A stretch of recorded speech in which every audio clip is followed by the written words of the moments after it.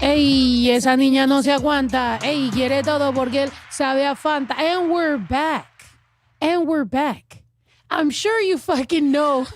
I'm sure you fucking know, and I'm sure you guys are fucking excited about Jodie Sweetin being here. Like, what the hell? How you doing? I'm good. How are you? I'm good. I'm nervous. Why? Because oh my God. you're like, I grew up watching you on TV. Like, oh my God. Don't even be nervous. Do I not look as nervous? I look nervous. You don't. You look fucking awesome. You First sure? of all, Thank you. I wish I looked like half as cool as you do. I can't pull that shit off. I'm too old now too to like start a whole new. I'm like, I don't have the energy. No, you're awesome. You're fucking awesome. You're a legend. You're honestly, bro. Like, I literally grew up watching you on TV. I couldn't. You know what I'm saying? Like, that's just like, what the fuck? I think watching TV in the 90s is like goated. Like, I don't feel like it does feel like 90s television kind of like especially now it feels like the 90s were like sort of the last bastion of us all doing shit together. Mm-hmm. You know what I mean? Yeah. We watched the same shows. Mm-hmm. We watched the same news. You know what I mean? Like it was sort of the 90s were that, and then they like started splintering off more and more. So I think like all of the shows back then, you know, it was like everyone, it was like appointment television, you know? And you couldn't record shit. And like, I mean, you could hit on the VHS, but. It was amazing, dude. And that's when I was in the Bay Area. I'm like watching it, you know, you know what I'm saying? Like San Jose, like, right? Yes. And then we just went to San Francisco and we went to the houses. What are those called? The ladies. The painted ladies? Yeah. And we were there and literally every time I've gone by there, I start singing the freaking song like, whatever happened to it? You know what I'm saying? It's like, it's just embedded in us to like just love that. So I love this so much. They said we watch CGIF. Exactly. So huge fans, man. Today, I don't know if you're aware of what we do here, but we're just gonna shoot the shit, guys. Don't be expecting, you know what I'm saying? I don't know what you think, but we're shooting the shit. We're talking bar right now. You know what I mean? Hanging out, getting to know each other. Getting to know each other right now. Exactly, right? exactly. But I love that so much, man. And what have you been up to? What'd you do yesterday? What did I do yesterday? Where'd you come from right now? Where'd I come from? Oh, where the fuck did I come from right now? I came from home. I've been running around today. I had like physical therapy. My poor daughter had like sinus surgery on Tuesday, and then we both came down with a cold. Oh shoot! And she was just fucking miserable. Oh my God. So yeah. So today we had the little doing? like post-op appointment. She's fine, but she's still, I mean, I still sound like shit, and she's just still sounds like. So she had sinus. We've always had sinus problems. Her brother, we got that from our dad. Yeah. We've never fixed it though. We just kind of deal with it. Yeah, no, it was like, but like she had the adenoids, and they were like, it was just like cutting off the airflow, so kind of had to do something. Oh yeah. my gosh, well I'm glad you but getting a cold when you've had that really sucks. So poor baby had to do that. How old are your daughter? Your daughters now? I have two, 17 and 15. Period. Yeah, How's yeah. that? Fucking wild. I have a 15-year-old son. It's so crazy. Yeah. Most of the time I'm like, who left me in charge? Yeah. Am I in charge? Right. Is there anybody else that needs to approve this? You know what I mean? Like, I still feel like someone needs to check my homework, so to speak. Yeah. I feel you. But no, my kids, like my daughter goes to a like awesome performing arts magnet school. And she's in musical theater and loves it. And then, you know, my daughter goes to a smaller private school and like she loves it there. So they've also had they have two different dads. So that also adds its own bit of complexity because they're only like 2.5 years apart. So yeah. And they both kind of just, I mean, well, that's cool though that they have their own, you know, everything going on. Like half the time they kind of got to go be like only children and then they came back together and like had their together That's cool. time. That's So a vibe. yeah. Okay. Yeah, cool. My son is 15. It's hard to have a son that is 15 and try to like relate, but also like be the cool mom, but also I'm still the mom. And then just, you know, and then I'm the stricter. You would think I'm not the stricter parent, but I am somehow, I guess, in some ways. And then, you know, he chimes in whenever the fuck he wants to. So I'm just like, what? But he's right now, he missed school because he was not feeling so great. Oh, so no. I know. And mine was at rehearsal for her little musical. She's very excited. She got one of the leads. So she's actually a really, like, I'm not saying this just because she's my kid. Like, she's a really, really talented singer. That's awesome. Hell yeah. I definitely see her doing, I don't like theater or Broadway something. I Or love like, that. she likes writing music. She's just my little like artist person. That's awesome. Yeah. And advice from you, I'm sure, is going to be freaking amazing with everything. I don't know if we're there yet. Right now, it's still just like, ugh, whatever, mom. You know, like it's still a lot of tuning me out. Yeah, I mean, and that's always the how it case. is with your parents. You know what I mean? Like my mom can still tell me to this day shit that I'll be like, oh my God, why are you so critical? Yeah. And then my best friend will say it, and I'm like, oh my God, that is such a good point. Yeah. Yeah, I can't. You know what? You're right. What sign are you? What sign are you? I am a Capricorn, right on the cusp of Aquarius. Okay. But I have 8 houses in Aquarius, I believe. Oh, I was gonna ask if you're into that, and you telling me how many houses you own and Monopoly. I'm like, you got money, you got it all covered. Yeah. No, that was from like my chart that I had done years ago. I just remember it because the woman was like, "Oh wow, you have a lot of Aquarian energy, which is like creativity, sort of like attention, ADHD, like, you know, just all that kind of stuff." Yeah, that's dope. So you do have ADHD? Oh, fuck yeah. I almost wore my little ADHD earrings, and I was like, I probably gotta have I'm like that too. on. The neurodivergence is real. It's strong in this one. Kind of be, you just kind of be like everywhere, you know. But I mean, how was that with reading scripts, like, and learning stuff? It really, like, for me, reading was one of my hyper focuses. Okay. So, and I skipped a grade in school. I started reading really early. So, but I honestly think the reason that I did well in school was that, I started doing Full House right when I started first grade. Yeah. And so I never had a school experience outside of that. And I kind of had this like hybrid experience of being in a classroom with a teacher and all my friends where I could fuck around. And I fucked around, and then, then I went on set and had like a more individual tutor that was there, like, just to make sure, and be like, even then they were like, can you come back from craft service? Sit down. You don't need another bagel. Sit down, because I was just like, oh my God, I can't sit still. Yeah. But I really, like, at the time, because girls didn't get ADHD, Yeah. At the time I didn't realize it, but I think all the remarks on my report card and would probably point to, like, impulse control problems and I mean, I can't shut the fuck up. I'm dead. No, but you were, because I was listening to like your book and stuff, and I was hearing how like you were just like, you were made for this. Like, you were excited as a little kid. Like you were just like, I was like, let's go. Yeah, like, just I was a performance looking for an audience, I guess.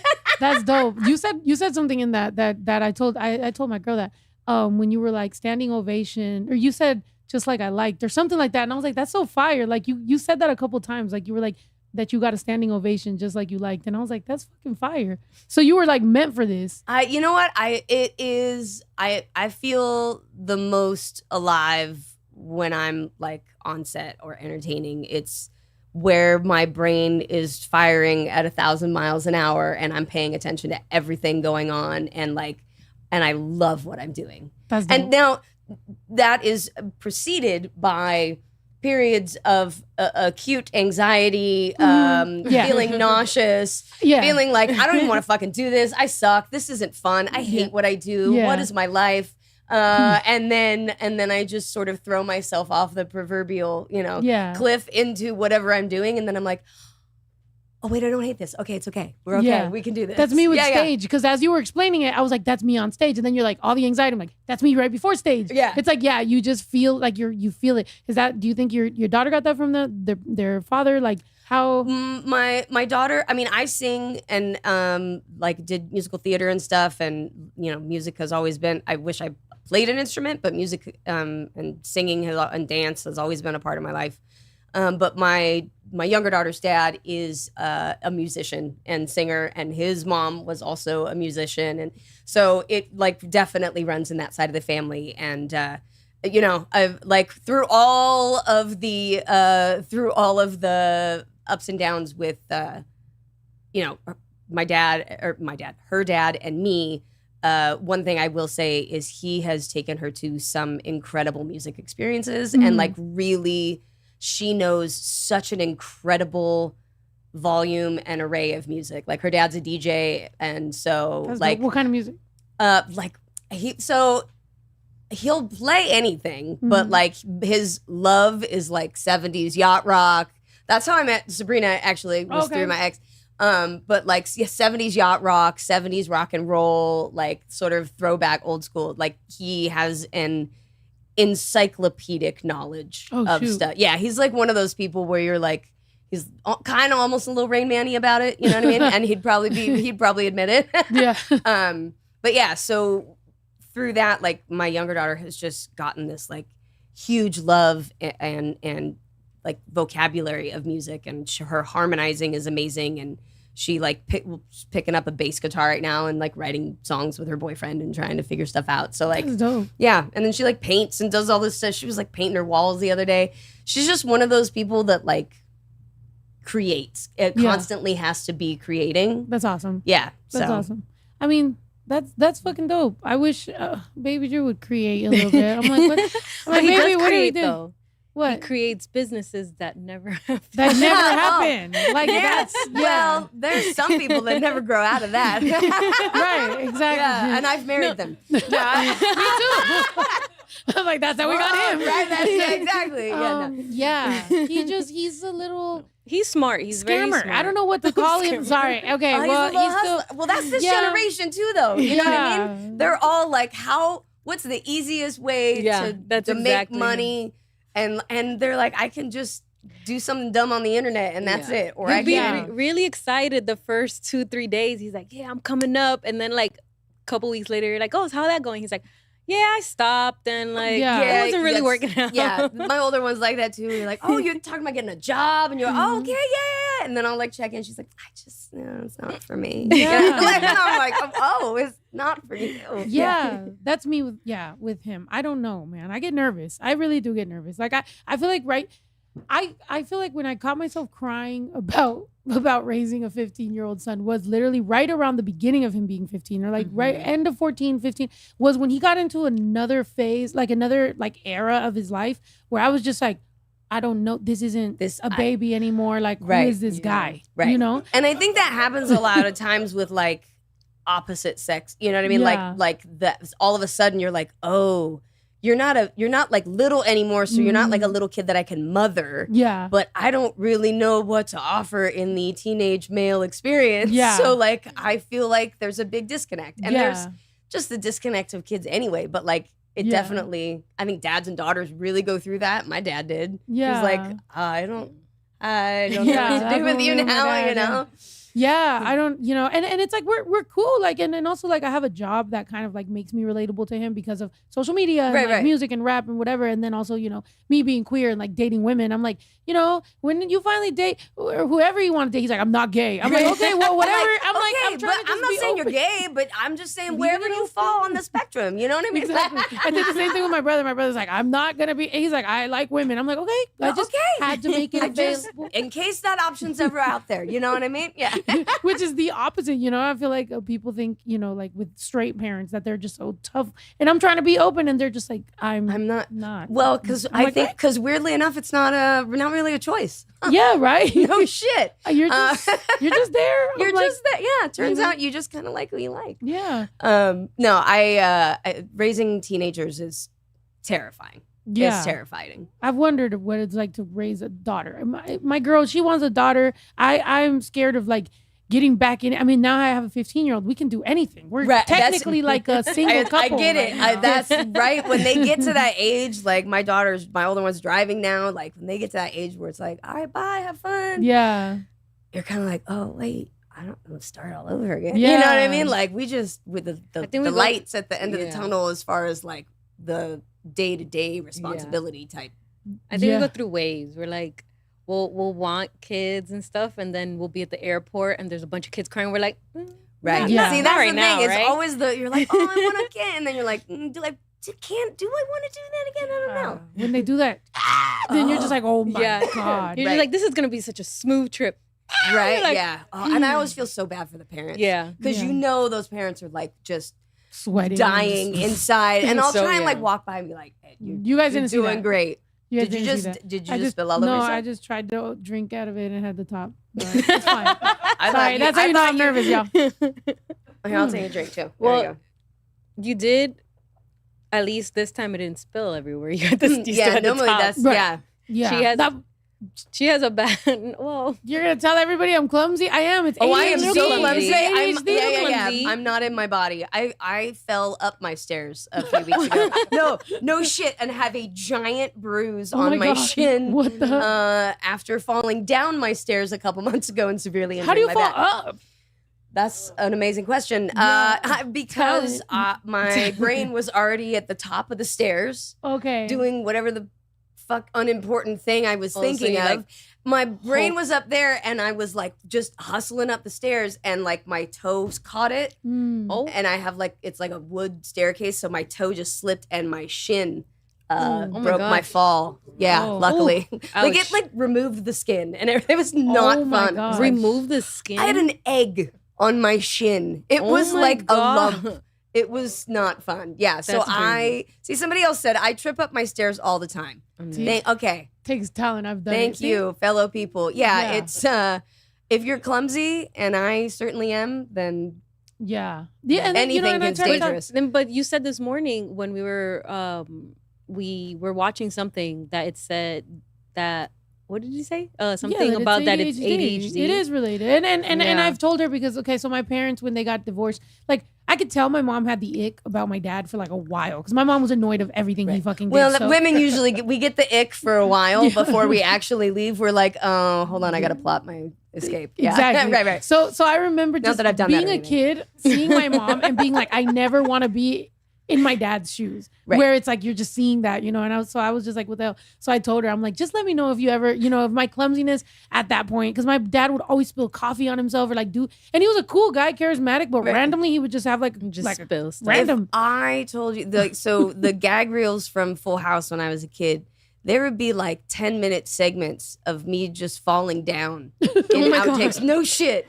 And like everyone knows, like John would just be like, Are you okay? What's even there? And it was like, there's nothing there. And I was like, I was like Bambi, like just new legs. And I could not, because I was not fully present in myself. And so, yeah. That's dope. And like, oh my gosh, the way you say just John, and we all know, like, it's like all of you guys are like so fucking famous. That's insane. How is like, what am I trying to say here? Like, especially now when you guys did the whole like Fuller House and everything like that, like how has life, are you guys all in contact? Do you guys still chop it up about or like talk about? We've always stayed in contact. Like we never really lost contact. We've been like this fucking weird family for like almost 40 years. That's so crazy. That's so tight. And we've been through everything together. We've all walked through death, divorce, births,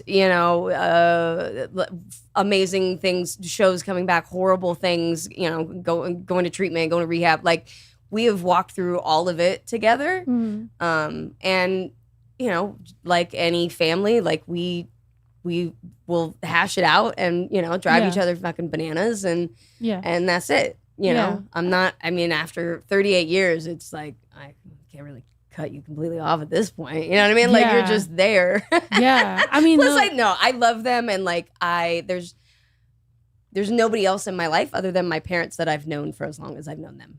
I know. That's insane. So but I also heard on your book that you were saying that like, it was, I guess because it was early on, like you had a pretty normal experience as far as school, you said? I did. Our producers were really great about making sure that the kids on set were like taken care of.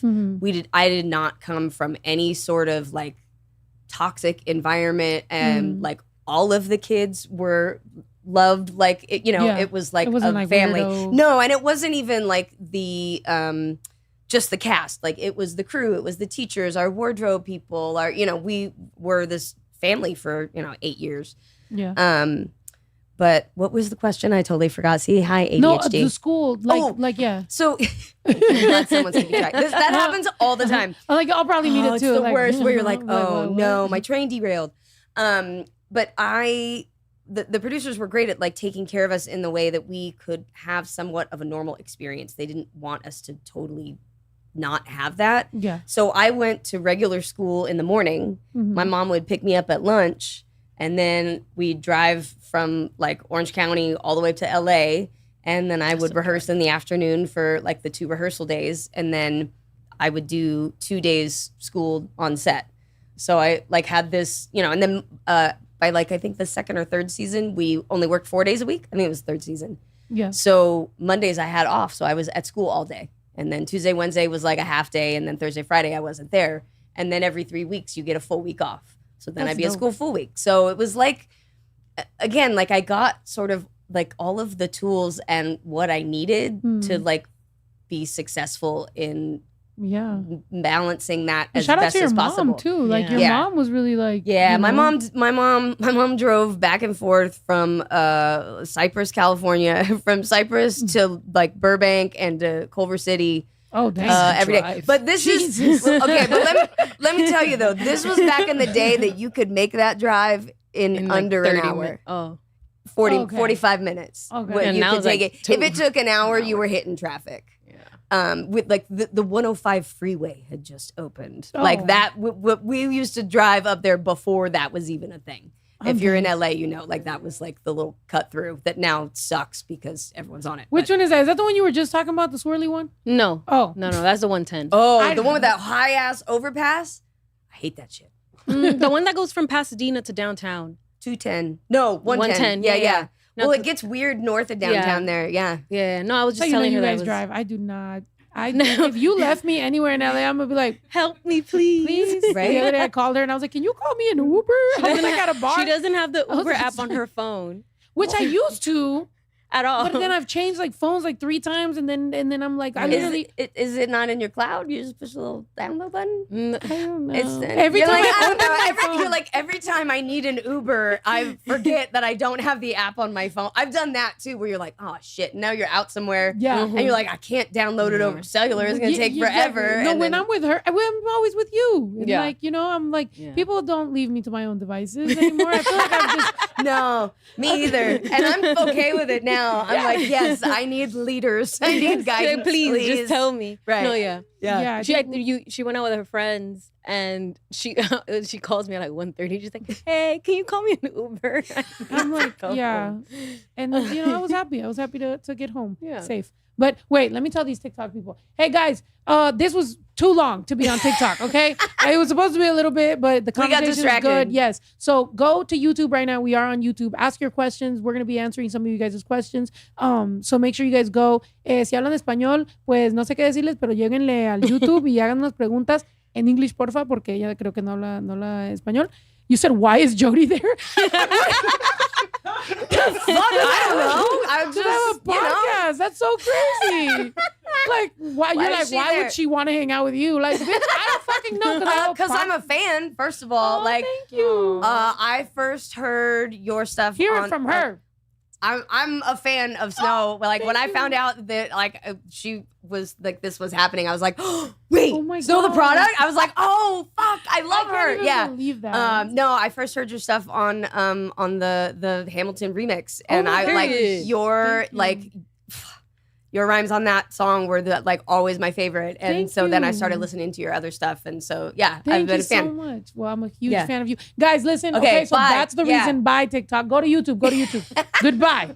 Go to YouTube. Jesus, they're like, don't believe in me. They're like, wait, why is she there? Why would you? Why is she there? I ask myself that question a lot. Sometimes I just like, why the fuck am I here? Right. Not here in particular. I've been to places where I'm like, even not necessarily like content. Like sometimes you go to like some hangouts that you're just like, this is so dumb. I could be home in sweatpants right now. You know what I mean? Yeah, and then you're hearing people's conversation. Oh. You know how it is. Like it's like people who have been around people who have hyped them up their whole life. So then you're finally hearing them and you're just like, this is not fun. This is not enjoyable. This is not interesting. Yeah. You are a mediocre. Yeah. Yeah, it's really hard when mid people don't know they're mid, you know? And you're like, oh, you're kind of bland. But no. That sucks. Especially in LA. I feel like Hollywood and LA and like all that stuff is like, or music industry too. It's like, bro, like you don't. I don't know how the music industry is like, I know growing up as a child star is rough, but fuck, the music industry like intimidates the shit out of me. It just seems like really, it just seems like a place where Hollywood is too, but I guess where you like really have to watch your back, and that people really are constantly taking advantage, and also that like you have to hustle so freaking hard. Well, as an independent artist, I obviously have like a different. Like, that's true. You have a different experience of it. That's probably like more like when I was like on a major, and then they kind of throw you at stuff. Right. That's when you just kind of end up in things that you're like, what the fuck is it's this? Like being at a big agency, and you're like, what? I'm not like, I'm just lost in this shit. You don't. It's not. That's how it happened when I got booked on Queen of the South. Like I felt like I lied on my resume. Like I landed. That everybody does. Are you kidding? Yeah. Special skills? Sure, I can fucking play hockey. You know what I mean? Like, dude, I was shaking. It was 7 a.m. They were like, that was my first scene. I've never acted like for real. I had just found out about the show because the commercials came on in the hotel. Like literally, I didn't know yet. Did they ask you? Oh shit, that's Did they ask you any questions like, "Hey, can you do this?" or anything? They were just like, they gave me a scene, and like at the time, I was just like, "Well, that would be cool." Like I mean, I was in the Phantom Toll booth when I was in 4th grade. I'm sure you know. Oh my god, that was one of my favorite books as a kid. Really? Oh, that's crazy. Loved. I was the weatherman in that, so I just was like, okay. So I was just like, okay, this could be cool, So I obviously, send them the little. They told me to do tape, like a self-tape, whatever. Yeah, and I was like, okay, cool. And then that happened. But I'm not gonna lie, like, I did take a drink at 8 a.m. to make sure I got through that, and I got it. 2 seasons was good, but people are like, are you gonna act again? I'm like, bro, that shit was. You're like, you don't know what it took for me to get. Yeah, no, And then finally, I think I would maybe get into some classes or something. Maybe I could do better. But classes are always fun too. I find like acting class for me has always been like almost like a cathartic sort of therapeutic experience. Really? Yeah, because like it's a place to just workshop stuff and try out new things and like fall flat on your face or kind of work out your inner demons. Oh shoot! You know what I mean? How? I'm like, tell me about your demons. No, right. So, well, let's share. No, but like that sort of, you bring to a character, like you're like, oh, I have, either I relate to this character or I have something, if it's a character so opposite of who you are, or that's it, going through something so different than maybe anything you've ever experienced, and like allowing yourself to kind of go to that place.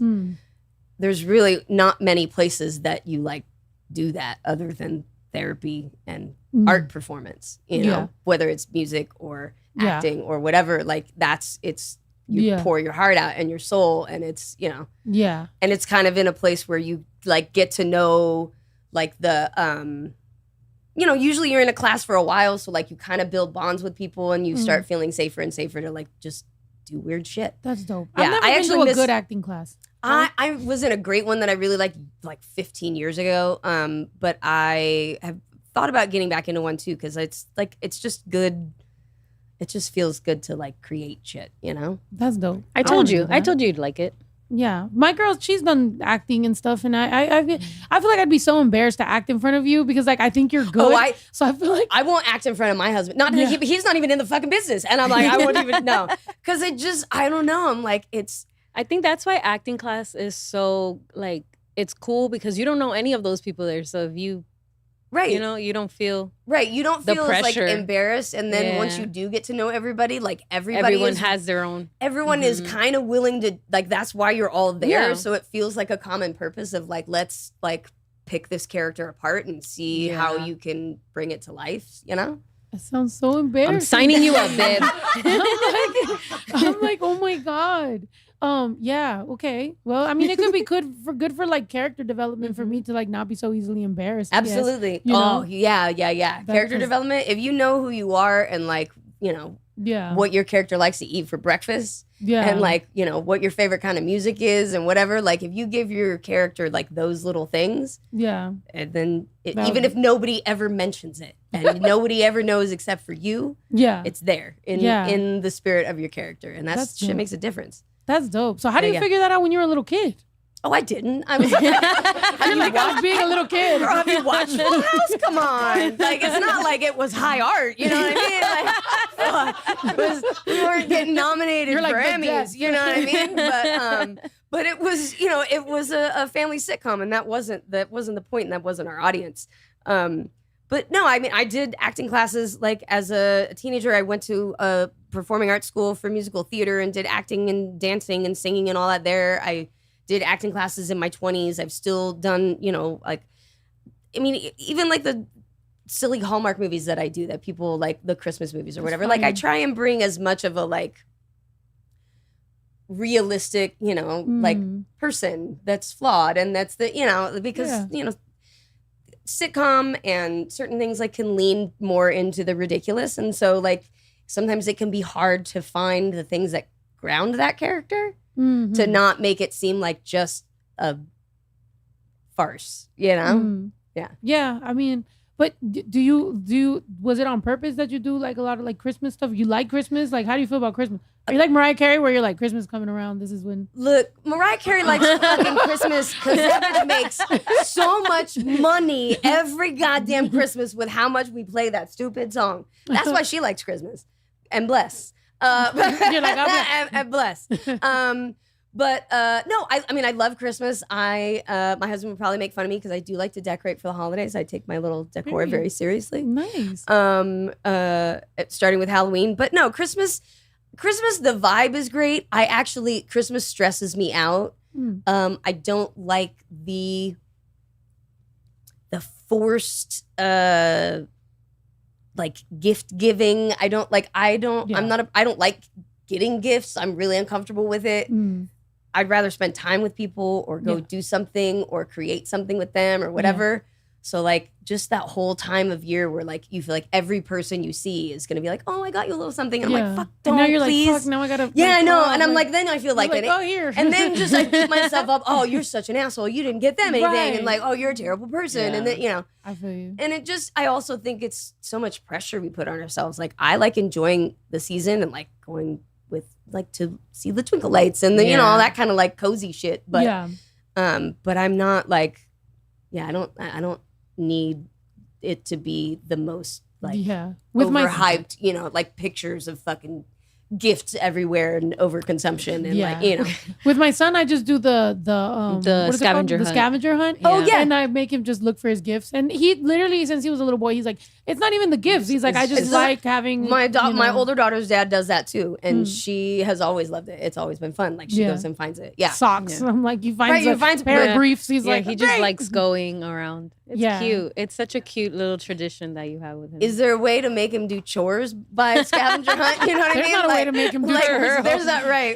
Like, hey, you're look in this room over here, and it's just a pile of laundry, and then like the next fold in the washing machine, right? Yeah. Like if you load up this dishwasher, once you press start, you'll get your next gift. Yeah, exactly. Yeah, I wish, but that kid, oh my god, I was surprised though. He seemed a lot taller this morning. Huh? That was random. I was like, what the hell happened? You're like, oh no. No, he wasn't. He wasn't feeling good yesterday. Was it yesterday? And he kind of slept all day. He came back out into his room, and I walked in and we're like, are you taller? He slept himself right into half an inch. I know. I was like, Jesus. Right. He wasn't sick. He was just growing. Like, he's like, my bones hurt. Like, everything hurts. I know. But sorry. Go ahead. Snow mentioned that you wrote a book. How was that? No, you called me I know Snow. It's so weird saying that. Oh my I'm god. Dead. My name's Claudia. She called me Claudia. But. I said it in my mind. I was like, ugh. Yeah. How was that writing like a book start to finish? It's interesting because I wrote it in 2009 and like so much life has happened in between then. And at the time, like I just did the audiobook version of it. So I kind of had this weird chance to like go back and I was listening to it and you mentioned 2025. So I was like, damn, she like did the audiobook like now. Yeah. Well, like audiobooks weren't really a thing in like I mean, they were there, but it wasn't like everybody had them on their phone, Yeah.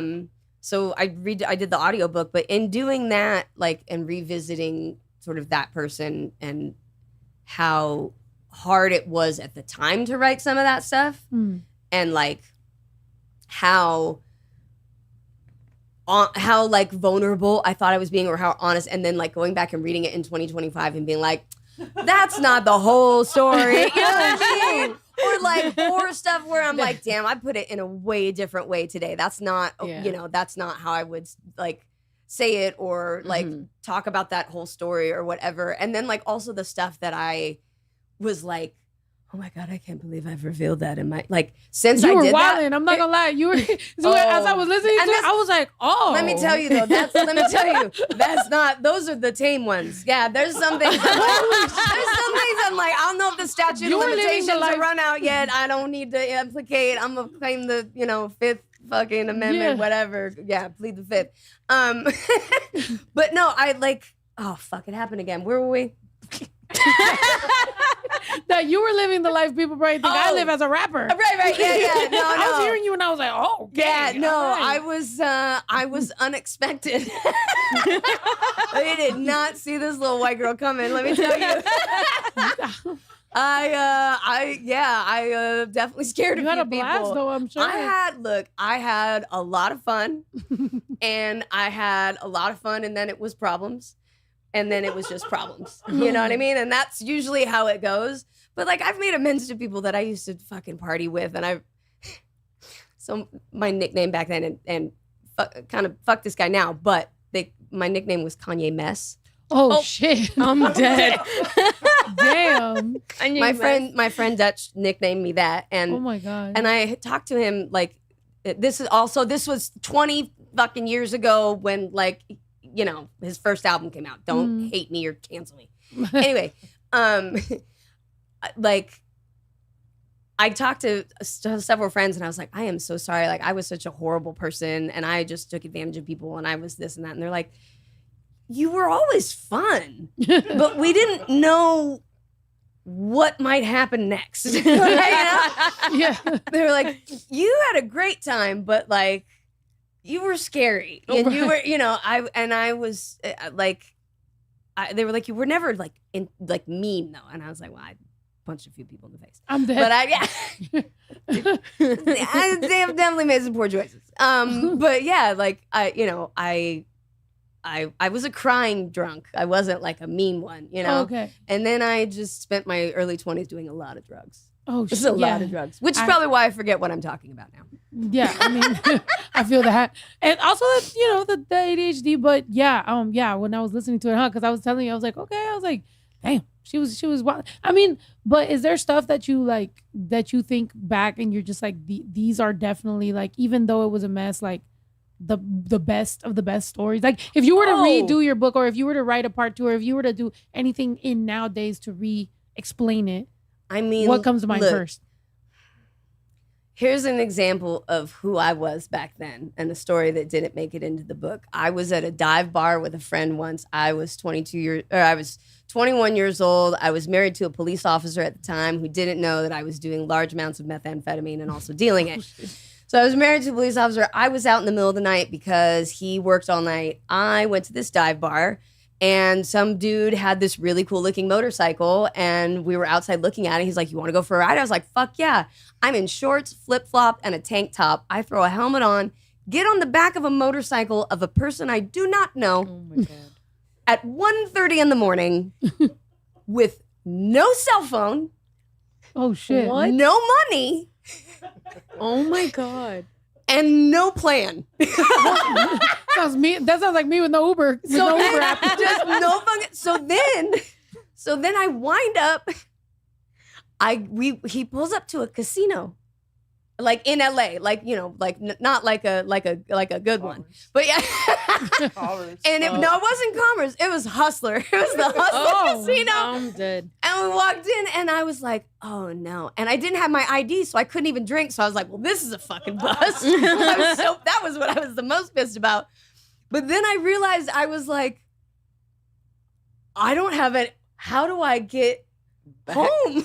Oh my God. Now what? And dude had went off to the tables. I couldn't find him. I didn't remember what he like. It was so bad. So now I'm trying to deduce where I am without asking someone, where am I? Because that's usually a red flag for like someone to abduct you. Yeah. So anyway, I was like, just like looking, I'm like, okay, saw the tables like House Casino. So now I have to call my friend's parents' house in the middle of the night. Oh. You have their number? Yeah, well, because she was living there with them. Okay. And I was like, is Sarah home? And they were like, no. And I was like, oh shit. So first of all, I bust everybody. Oh my gosh. So she tells me later she was like parked outside of her house waiting because she didn't want to go in case like I got a hold of her. So anyway, I don't remember her cell phone. I don't, you know. Oh my gosh. Worst comes to worst, I remember somebody's number who knew her that gave me her number, and then I called her ass, and I was like, come pick me up, and I need to be home in like an hour and a half because my husband's gonna be home from work. Oh shit. Yeah. So like, when I tell you I am insane, like Oh my gosh. Yeah.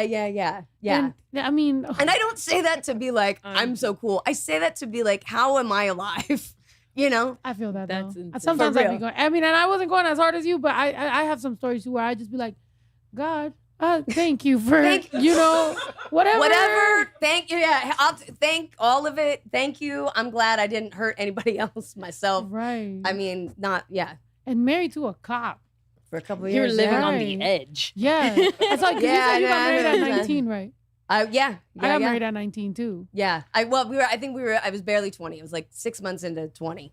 But I was sober at the time when we first got married, you know. And I was sober for my 21st birthday. And then I really wasn't. Wait, so you were then sober? I was not. So you were sober like because you had already drank or because you just were? Oh, I was sober because I was already a nightmare by 18 years old. Holy Everyone was shit. like, "You're gonna die." Oh, So yeah. No, I was not. I was not. What somebody asked, "Did you get home before your husband?" Yes, I did. I did. Every single time I went out, I did. Until the time I didn't, and I wound up in the hospital. Oh my gosh. Which was when everything sort of came crashing down. Did he know you were out? No. No. Oh, well, the night I got caught, yes, he knew I was out, but he did not know that I was doing drugs. He did not know that I was drinking heavily, and a lot of things. And I had to make a lot of amends for that, and, a lot of living amends and a lot of, evaluating myself and trying to figure out. And again, just like that early, you're still a baby. I'm like, I was a baby. What did I know? I knew nothing. And Do you think it was like an adrenaline thing though? Like, that was probably part of it. I mean, again, ADHD, we're always looking like neurodivergent. I'm looking for that dopamine hit. Yeah. Like, give it to me somehow, some way. yeah. And I like to do dumb things. But you're also probably mad brave because like I've been around a lot of things and really I'm just too pussy to do it. To be honest, like that's really what it is. Yeah, for me. I don't know if You were like, fuck yeah. I don't give a fuck. Oh no, I'm like the front. Like I just rolled the front. I'm like, okay, this is what we doing. This is what we doing. Like, brave earrings as fuck. out and shit. Yeah. No, but like I am stupid and too mouthy for my own good sometimes. But I'm dead. yeah. That's dope. I mean, hey, that confidence, that's fire. Well, if I could bring it to other areas other than like, people getting a little overhyped as parking attendants, then that's usually the people I'm like, what the fuck, bro? Like, what? Oh my gosh, I'm dead. That'd be you. Well, no, because like I've had people like yelling, and I'm like, it's cool, I'm okay, I get you, and then they get all snappy. I'm like, nah, look, don't take your bad day out on me, okay? I was trying to be nice. Don't be a we dick. could do this. No, I now these days I just try and save it for appropriate targets like protesting in police. Right. I saw that you protest and stuff. Yeah, I am. By the way, no longer married to a cop. Just to clear that up. Yeah. That ended. I'm dead. But y'all are cool. Like I mean, because you guys. No, we didn't have kids together. Oh, okay. We split, amicably. It was the easiest. It was the easiest divorce out of the three. Nice. But yeah, it was peaceful, and he actually had rolled up somewhere. It was I believe when I was doing Dancing with the Stars. He was working that division at the time, I believe, and I got to rehearsal that day, and one of the security guys came out and was like, "Hey, do you know an officer named blah blah blah?" And I was like, "Yeah." And he was like, "Oh, he just rolled by and he wanted to say hi." And I hadn't talked to this man in years. Wow. He said he rolled by and just wanted to say hi, and he said to let you know that he was really proud of you. Aww. So like, I'm good with that. I'm good. So yeah, that's cool. What was the first like cause I guess that kind of threw you into like activism and advocating and things like that? What do you remember?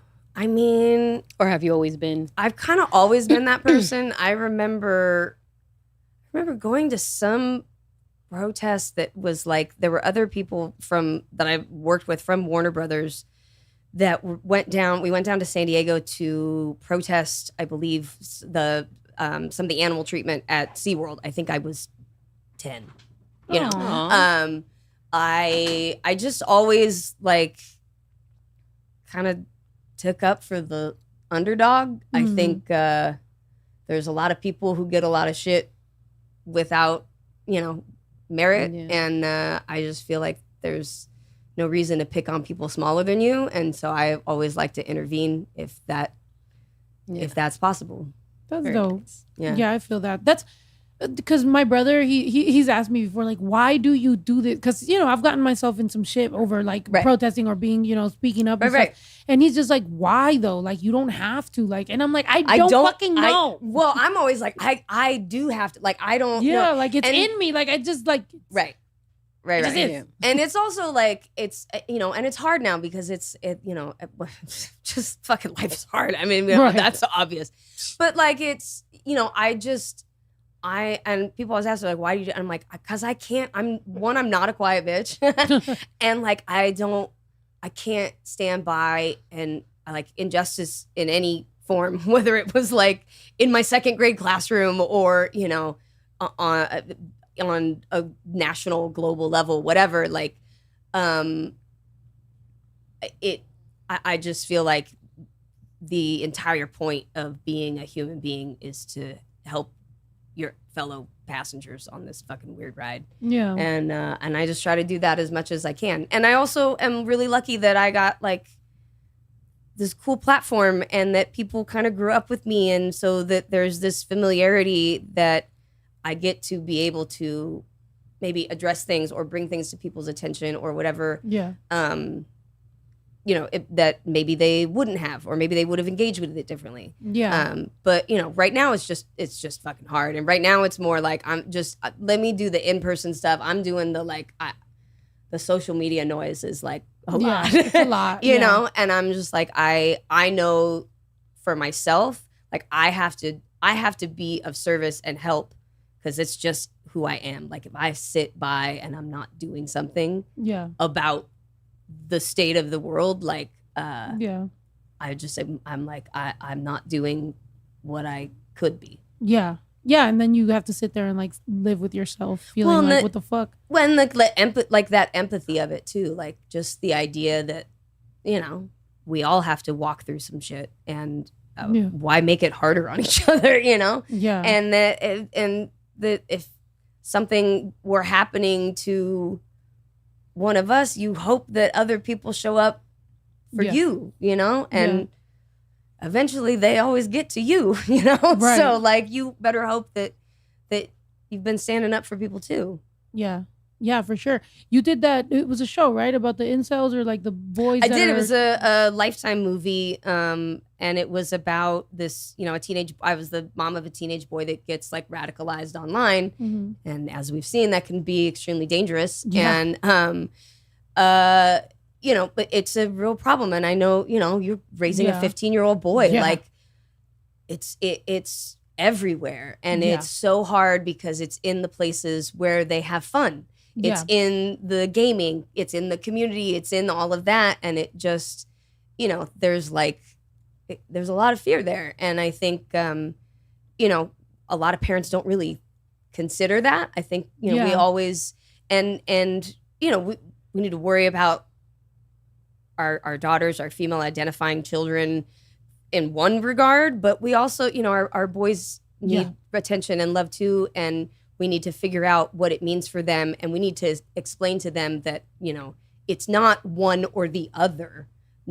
It's not one part of our, one half of us succeeds and the other half doesn't. It's that we all have to succeed. For football, I'm like, you got to continue doing those reps. You know, you don't just hear the conversation one time and that's it. No. And it's like, you got to keep on being there because these kids really are hearing it from their friends and they're, you know, like on Discord and on whatever the hell they're at. And I remember, oh my God, I remember being in high school. Again, as you know, I was an idiot. So my poor mom, she used to just be like, she told me this, that when I was 3 years old, she said, I could have walked out of the room and the second I walked back in, you would be doing exactly what I told you not to be doing and you'd have 3 other people doing it with you. I'm dead. Which I think is leadership, but whatever. Period. But no, like oh no, what happened? There we go. Teenage boys and raising children. Yes, and what were you doing in school? Asshole.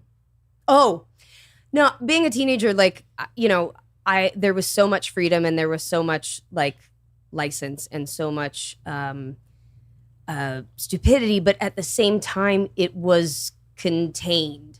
You know what I mean? Yeah. Like it wasn't. Yeah, it was like whatever. It was like whatever group you were in. At worst, it was your whole school, which felt like everyone on the internet. You know what I mean?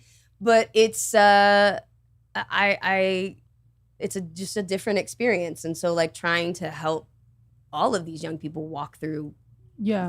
Figuring out who the fuck they are. Yeah. And social media, it's crazy because sometimes I'll be getting these like, you know, people like threatening my life and all this stuff or whatever. Right. And then like when I really check into it, it's like I'm arguing with a 13-year-old. I'm like, Jesus Christ.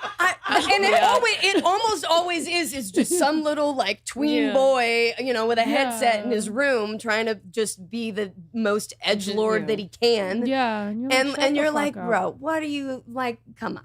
Yeah. Stop. Like, it's like, you know, I'm like, I will beat your mom's ass. Well, that's the thing. It was much better when you had to talk shit in person. Yeah. Or at least you talk shit you was coming back. Yeah. There was some face to face. Yeah. You learned real quick who to say shit about and who not to. Exactly. Yeah. Oh no, but now with these kids, the thing too that they're kind of doing now is like they want to say something, but the moment that you pop off on them, they're just like, oh wow, I can't believe you're not tolerant. Like, you know, oh, you're not. And it's like, bro, like there is consequences. Like no matter what, like, you know, I mean, sometimes, you know, it gets a little too far, but there is going to be consequences for the shit that people say. And at the end of the day, like try to be a fucking good person. Like, why is that so difficult? That's the thing is I'm like, I always just look at them like, what do people do when they like just expend all of this energy, like just being a troll on the internet? You know what I mean? Like, or the people that like hate follow us, you know what I mean? They're like, I'm like, why? Yeah. Don't you have anything better to do? Do you have hate followers? Like, do you have people that just like, tons. Oh my god, shit tons. Really? Because, you know, my audience is also, you know, there's a big portion of like very kind of more traditional family that is pretty appalled at you know, who I am in real life. And so I get a lot of hate, and you know it is, if you speak up about anything, then they are like, oh, let's go after that person, and you know there's lists for it and shit, and it's like, you know, I just don't. I've never understood the hate follow. It's always seemed like me neither. Like a waste that makes no sense. Like you really have nothing better to do. Yeah. To 2 o'clock in the morning, just go and just. I mean, look, I've gotten into some internet confrontations. I'm not gonna lie, particularly during COVID when we all had nothing else to do. I'm dead. It was not. No, it was. I definitely let some people have it. But I also feel like that was... Yeah, but that was during COVID. That was during COVID. Yeah, everybody, we weren't accountable for our behavior. No, it was, we were all losing our minds. Right. COVID, I think, was a we were all in like weird solitary, and we lost our shit. And we never got it back. But no, I just think that, you know, navigating this new world is a lot. And I think it's almost harder for like people our generation raising kids now, because it's like, oh shit, the landscape is so completely different. You know what I mean? Like, there's so many things that we just never had to even think of. Yeah. To like talk to them about, or to check in if that is going on, or what, you know, like you're like, oh, you know, my kid is fine. They're not, you know, getting bullied at school. They don't, you know, come home with a black eye or anything, but then they're getting relentlessly shredded on the internet. But like, that's, you know, we didn't have that. So it's, you kind of forget like, oh yeah, there's this whole other space that doesn't go away at 2:30 p.m. in the afternoon. Yeah. You know? Yeah. Yeah. I mean, I heard you say something about how like you were aware of like, you know, your job was like your job and you still had your normal life, right? Like with my son sometimes because of what I do, and he'll be like on my TikTok or like on my social media or whatever. Like I feel like there was a little moment. I think now he's like better about it but like his little friends were kind of like bothering him about it. Oh, you know? my kids, yeah, they're constantly. I posted pictures like, "Don't you clip me? You clip me, bro." And I was like, "You don't even look that." Can't believe you posted that, dude. Right. Yeah. I want chopped. And I'm like, oh, okay. Chopped? Yeah, all of it. Just all of it. And I'm like, okay. So yeah, it's, you gotta. Yeah. But now I think he's finally kind of getting a little bit better. But what I do like is that he kind of understands like social media to him is like, he grew up knowing the difference. It's not like he was very like, I want to get the likes and I want to get the views. Like he doesn't care about that. He's just like, this is this and like this is my life and just so it's interesting because I know I have some friends who their kids might want to be popular on social media, whereas mine is kind of like, nah, I'm good. Yeah, I see the bullshit that goes along with it, and also the hard work, the constant work, you know, yeah, it's a lot. Yeah, but I do think like in that regard, like because we have a different experience and relationship with social media, where we're like, oh no, I know this is a tool and I know what, you know, people are using it for. I feel like we can talk to our kids in a different way. Yeah. As opposed to people who, you know, don't have any experience in sort of the machinations of behind the scenes stuff of, you know, whatever it is you're trying to promote or this or that or what it takes to look a certain way on, you know, TikTok or whatever. Yeah. Yeah, I just think that, you know, there are a lot of parents out there that aren't able to like really explain that to their kids and maybe the way that somebody who has that experience is. Oh, wait, hold on though. Somebody said I need a mama hat and I do have to say. Oh, yeah. Of course. I know when she said that she was playing the song, I was just like, that's fucking awesome. Like, so being out here in California, I mean, have you ever spoke any Spanish? Do you understand I mean, look, I took 5 years of Spanish. Okay. Well, let's not get too excited. All right, good, because I was about to turn the interview into Spanish right now. Oh, perfect. Well, here's the thing is like, I definitely can understand it if I'm like traveling somewhere with everyone speaking Spanish around me. I can definitely like pick up a lot.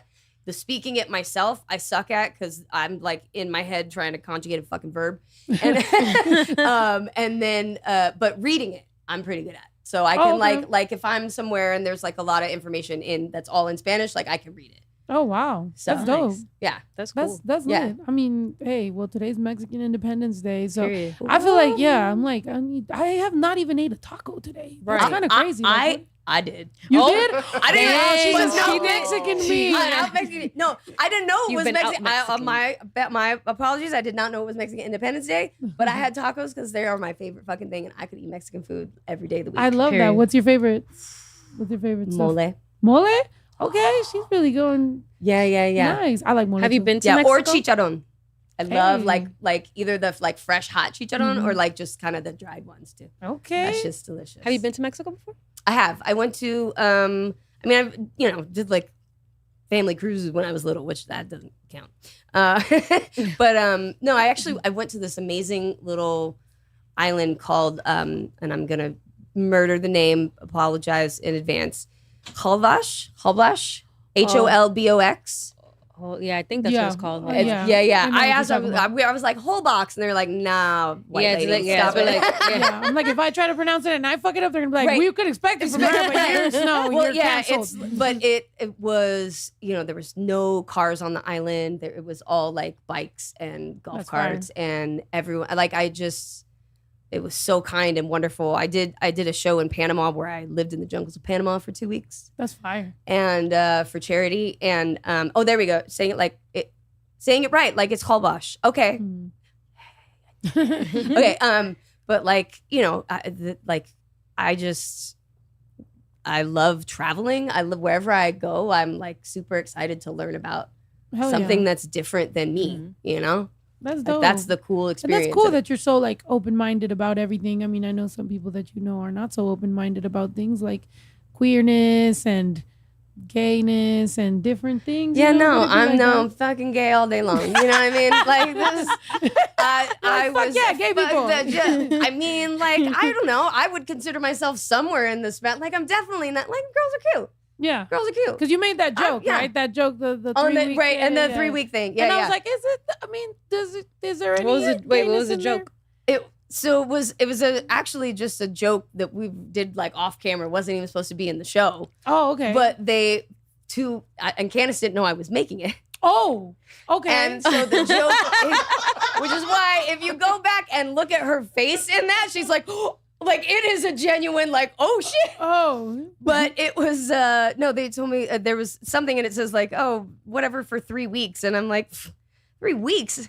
I had a girlfriend for longer than that in college, whatever it was. And yeah, but that was like the joke. And that was, we just sort of threw it in. And then it was such a funny reaction that they left it. That's funny. Yeah. That's dope. But no, I was in Pride Parade this year. I was super excited. I was there representing Project Angel Food, which does so much like work in the community, delivering food to disabled, AIDS patients, all hospice care, all that kind of stuff. So I was in the parade representing them. Hell yeah. Thank you for doing that. And and I saw that you also do stuff like foster kids. I did. So it was an incredible event this weekend that I had the opportunity to host the like fundraising gala for, which meant I had to wear a dress and heels, which I was like, God damn it. Okay, I'll do it. But no, it's for an organization called Foster Love, and they work with foster youth all over across the country. And they, some of the things that they do, they do the Sweet Case program, which is basically replaces foster kids who have their stuff in trash bags most of the time to carry from house to house. Aww. It gives them a suitcase to just give them a little bit of like dignity and hope that they are a person. Yeah. And they gave scholarships. There were 10 kids that got $60,000 in scholarships that John Stamos actually presented to them. That was amazing. And they just, I was adopted, and like my parents were both incarcerated when I was born, and like I went to family, but and then like got adopted sort of to like more distant sort of relation, whatever. But like it only because someone takes a chance, or says like, hey, this might not be easy, but you're worth it. Yeah. So, it was just a beautiful event. And I'm going to do a lot more work with them. They take the kids on like shopping trips so that they can buy new clothes. Cause again, like a lot of these kids don't get opportunities for that kind of stuff. Yeah. So yeah, I just I love, like I said, I'm like, it's not like I'm not making money on any of this shit. Like I just feel I love. That's amazing. I try and show up. I try and I take waters and chairs and wagons down to in front of the MDC. That's awesome, man. Yeah. I love that. That's fucking dope to see and inspirational and because and especially with your story. I mean, you turned out fucking amazing, so you're inspiring like everybody. Yeah. As you can, it was a little rougher along the way. Touch and go there for a while, but I would like to say it made me a more interesting person and a better interview. Hey, but, yeah, for sure. I just I love being able to like be a part of community and be like in community with people and of service and like celebrating people, Hell yeah. Even at their worst, even when like things are hard, like I've never seen more powerful stuff than like thousands of people in the streets joining together. Like there's something about that once you're a part of it, you're like, oh shit, this is yeah, for sure. I mean, shit. It's right now. It's like you almost feel like you like trying to do good in like every community. It's like so many fucking things right now. It's like, bro, like it is so hard. It's so hard. Like, and I mean, my therapist hears about it all the time.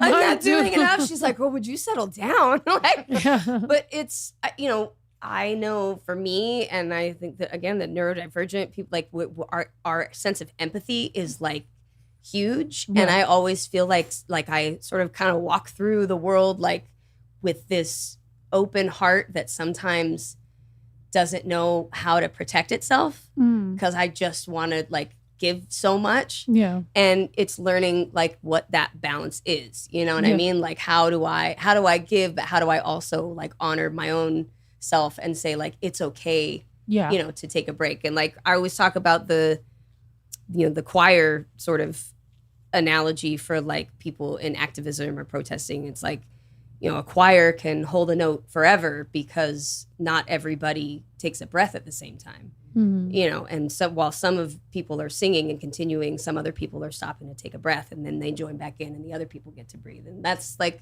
kind of how, you know, like all of that is. Yeah. And also like, you know, fuck capitalism, take a nap. For real. Yeah. Period. Yeah. Don't let it suck the life out of you. Take a little power nap, preferably on company time. Yeah. Period. Hey. Yeah. Hey, you work here now. No. I mean, corporate company time. Big, you know, corporate not small business. Not small business. No, work hard support for small business. Yeah, absolutely. Corporate, you know, look, they're okay. Target doesn't need no extra people. Right, for real.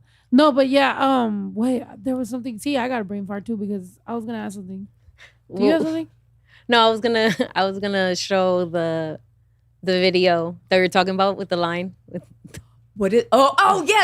There we go. Oh, it's in German. Sweet. Wait. What the? Oh, it's in German? DJ. Oh, I thought the captions were. The captions are in German. Yeah.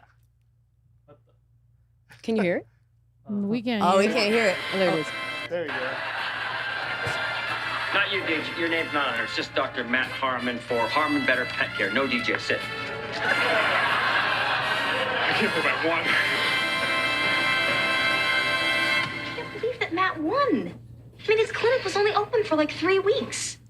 And I had a girlfriend longer than that. Wait, what?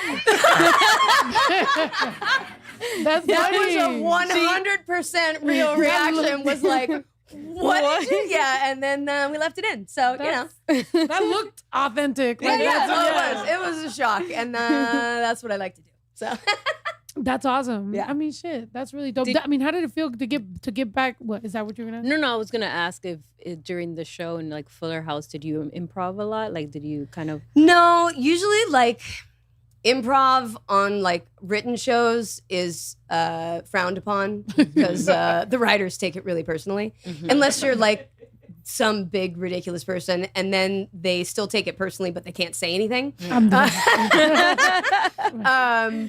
So yeah, no, when like written script stuff, because you, especially with like TV shows and sitcoms, like you've rehearsed all week, everybody's got their timing kind of down. Like, you know, sitcoms have a rhythm of like dun dun joke, dun dun dun dun joke. You know, it's everybody kind of knows where they're supposed to hit. It's like a music almost. And if you start going fucking sideways, it's like, whoa. I wasn't prepared to improv, you know? Right. But I did do a show called Hollywood Darlings that was improvised comedy. It was like a Curb Your Enthusiasm where we played exaggerated versions of ourselves. It was me, Christine Lakin from Step by Step, and Beverly Mitchell from Seventh Heaven, who we're all friends in real life. That's crazy. Yeah, Beverly and I used to go up against each other for commercials when we were like 4. So we've known each other like for fucking ever. But we did this really fun show together that was like us playing sort of heightened, ridiculous versions of ourselves and then getting into these, you know, stupid scenarios. And it was all improv. So it was like, okay, we know what the storyline is and like where we need to get from A to B in a scene, but like how you do it and what jokes you want to make, like go for it. Dope. So it was really fun and like a great way to kind of stretch my comedy legs. That's fucking dope. Do you? I mean, was it nerve wracking though? Because it's like I feel like with improv, it's like everybody's staring at you and you're just like. No, I speak before I think a lot of the time. So, so yeah, improv isn't. Yeah, usually I'm like, what did I just do? No, it was called Hollywood. Somebody said, "What's the show called again?" It was Hollywood Darlings. It was on Pop TV. It was we were the lead into Schitt's Creek, and then Schitt's Creek took off and we got canceled. Damn. No, but yeah, I like, for me, improv comedy, not having, like, I do much better if I don't have to prepare anything. That's dope. I like Me just too. kind of going for it, right? Yeah. That's dope. What's that? Oh yeah. It was really fun.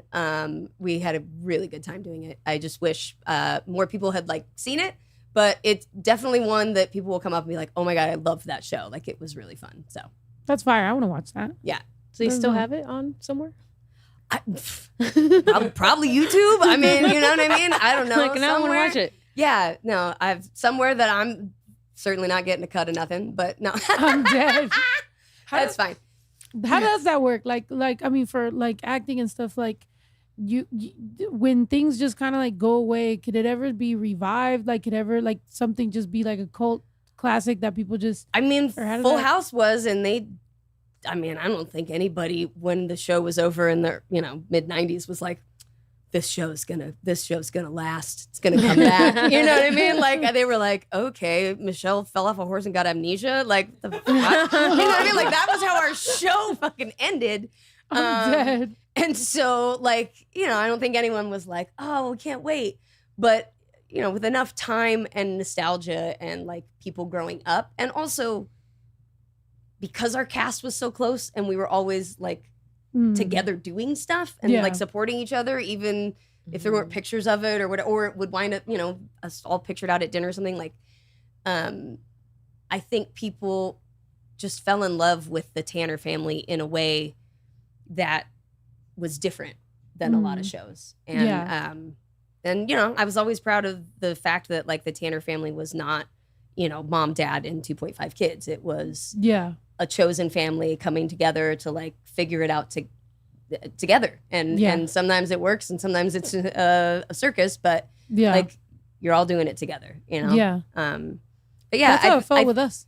Like my brother, sorry, because I always lived with like raising my son. It's like it was my brother, my cousin. Like we're always just here. We always live together, and I'm just like that is more. I mean, to us at least, it was more relatable to see a family that's just kind of whoever ended up, like all around, right? I mean, my brothers helped me out with trying to raise my son. Yeah, I mean, you haven't even spoke today, dude. What the hell? You haven't said nothing. Oh, because the internet was being. Oh damn! Sorry. Oh no, it's the internet. But what I was wondering with like filming something that kind of has, well, in Full House there was an actual live audience, right? Mm-hmm. And then in Fuller House, oh, so there was live audience. Live audience, yeah. Oh shoot, yeah. Okay, because that's, I mean, well, I guess the question, but maybe what was the question? Like, like how does that work when there's gonna be a spot for like laughter? There's not a spot for laughter. The laughter is all real on a sitcom. Even when like they call it sweetened. Basically, it's just in editing. Like the laughs are real, but they'll like turn up the volume a little bit or turn down the one weird person in the audience that laugh. You know what I mean? Like they just make it a little more, but they don't insert it anywhere that the laughter isn't from the live audience. Mm-hmm. So, which is also part of the thing when you're doing a show in front of a live audience. Like sometimes a joke has gone great in rehearsal all week. And you're like, this is going to be so fucking funny. And then you say it and the audience is just like, oh, and you're like, oh, okay, well, we'll be changing that. And, and then you're like changing the joke in the middle of the thing. But there's times that you'll say something and the audience will laugh in a place that nobody's laughed all week. And the audience, for whatever reason, got something different out of it. And so, it's also like learning the rhythm of the audience and like that, all gets recorded with the show. Is there ever people that show up to like just that just like to always show up to the show? God, I mean, we would get people that flew from all over the world to come to tapings. But is there ever like just someone you got used to, like that you constantly saw? Or do they not? My parents. My parents were often in the audience, my kids. Mm-hmm. But no, because our show was pretty hard to get into and it was like a raffle and like only a certain amount of people would get in or whatever, like I think we had a few people that maybe made it a couple times. But it was it's pretty hard to like actually make it. Like people would come line famous, up. No, God, no, I don't. It was like people would come wait in line and shit. And that's fire. Yeah, it's so weird. I don't get why. What? I mean, what do you mean? It's so weird. It's like, I guess I'm just like, it's not. I don't know. I'm dead. I don't know. I mean, not like I'm saying not to do it. Please continue. Line up. keep doing it. Let's just keep. Yeah. Keep it up, Not y'all. telling everybody to go. No, I'm just kidding. But I like, wondered how you do that. Like what? Like you just kind of wait in line. I went to one for some sitcom. I think it was called like The Manny or something. oh yeah, the nanny. No. Oh, It was something else. It was like modern. It was okay. like- The more not from back in the day. and it was you went on a website and you put down your information and I think it's Audiences Unlimited. I don't know. I don't know. My the audience. my roommate at the time did it and she goes, "Oh my God, we got a spot. We got to be there at whatever." And I was like, "But the show starts out. We got to line up this early." Yeah. And you have to line up And then you're just there for wait hours. and wait until they decide to start. I don't know the schedule. Well, and then- it's you get in the audience load in. You guys are there for like an hour, and shooting a half-hour show takes like there's about 4 hours. There's So you So guys people keep are doing really it? bummed. yeah. You guys keep There- doing the you same s- scenes? We'll do scenes over and over. We'll get Yeah, different you stop them, reactions, and half the stuff that's in between is changing costumes, changing hair, resetting to a different set. You got to move all your cameras down. That takes like 7-8 minutes to just move your camera aisle. Like there's a lot going on during a live show. So we try to pre-tape anything that like might be a nightmare. Usually things that involve animals, kids, or more than just the main cast. Like if there's extras, you're like, we need to pre-shoot this because anything could happen.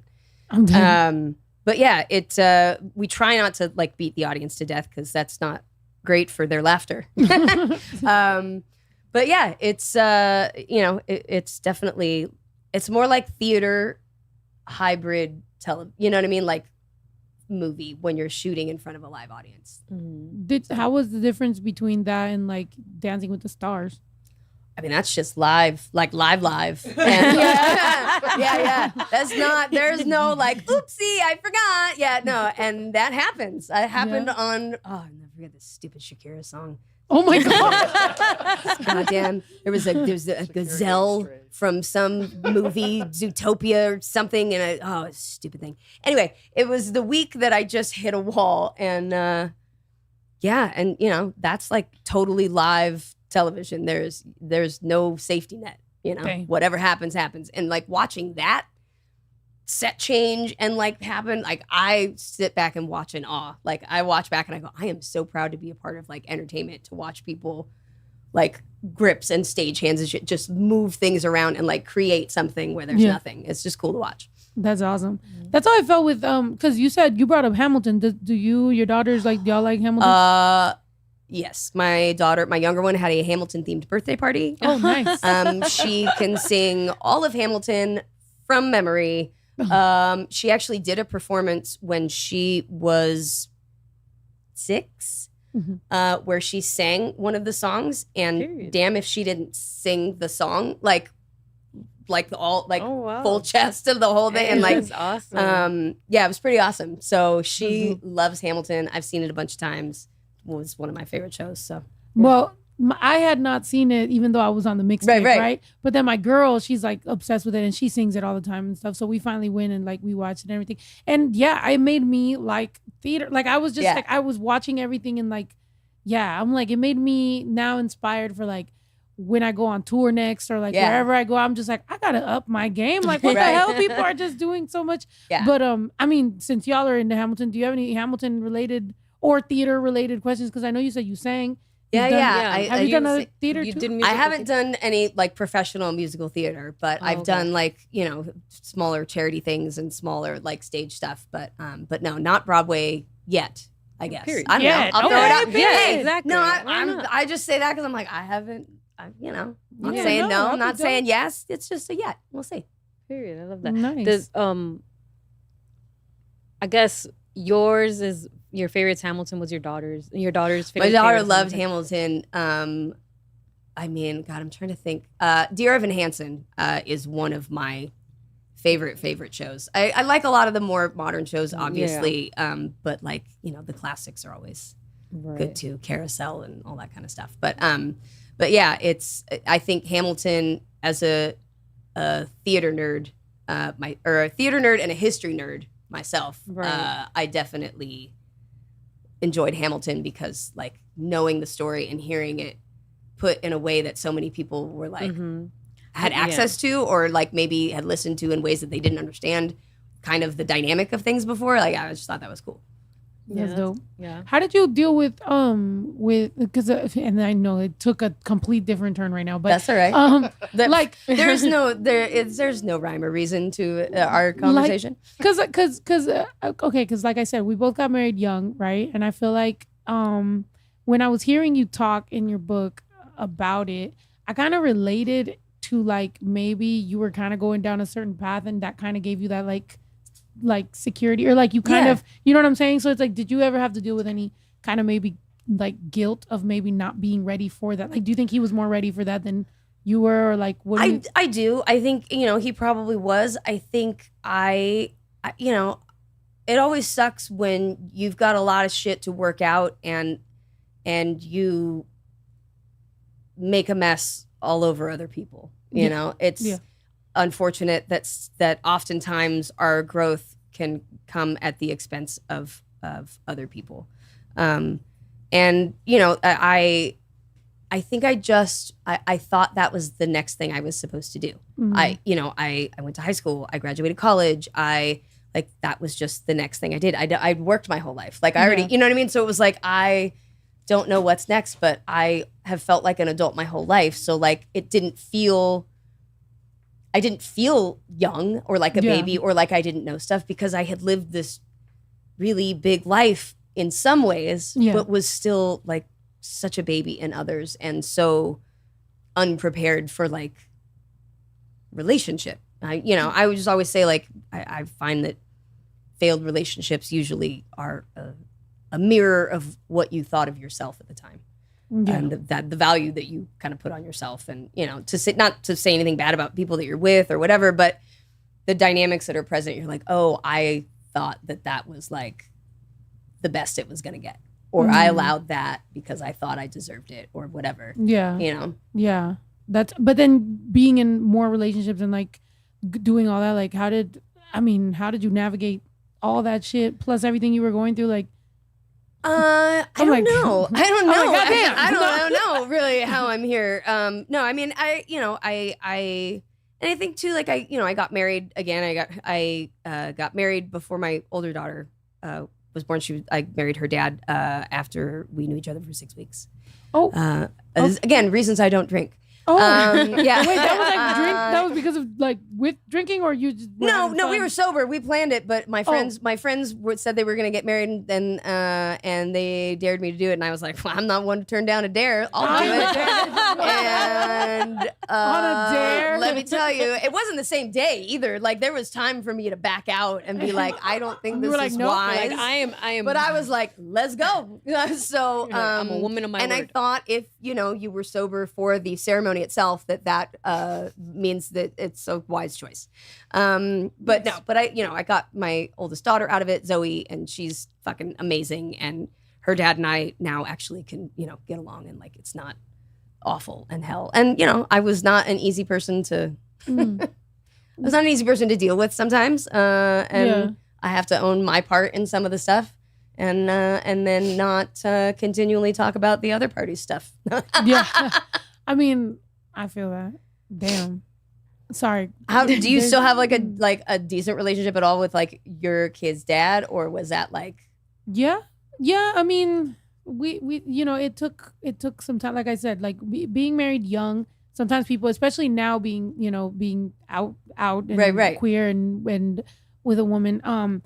So there was some time for him to have to deal with all that, and I think it was very hard for him to just accept that it wasn't that wasn't the reason we didn't work out. You're like, this isn't. Yeah, it's like that's not a decision. Like this has nothing to do with you. We grew apart first for that, which made me like be able to just be more myself. Because at 19, you get married and you're just like, I don't know. I didn't know exactly what you just said. Like you think that's the next step, and and you're like, I want everything. And I think sometimes when life is in chaos for you, or you've had chaos in your upbringing, or some, just when you're looking for like that safety blanket, that's what it feels like. You're like, I just want to be safe. And I think too, like being adopted. Like, even though I was adopted at like 14 months old, like I have a lot of trauma in that first year that I probably don't consider that has to do with like attachment and like wanting safety and all that shit. Yeah. So it's like,